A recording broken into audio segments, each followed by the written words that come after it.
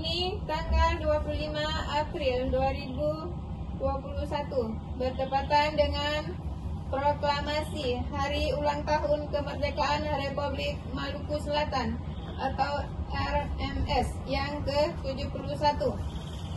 Saya mewakili Aceh Sumatera National Liberation Front atau ASNLF Denmark mengucapkan selamat Hari Ulang Tahun yang ke-71 dan saya mengharapkan kepada bangsa Maluku, semoga bangsa Maluku cepat merdeka dari kolonial Indonesia. Mena Maria, Mena Maria, Mena Maria. I dag, den 25. april 2021, er det 71 årsdagen for Republikken Sydmaluku, der er RMS.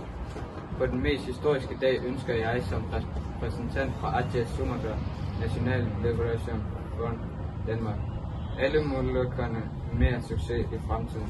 Lad os kæmpe sammen for at opnå vores uafhængighed.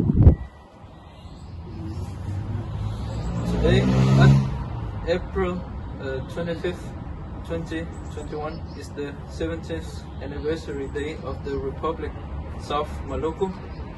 On the most historical day, I representing the Aceh Sumatra National Liberation Front Denmark wish all the Moluccans more success in the future. Let us fight together to achieve our independence.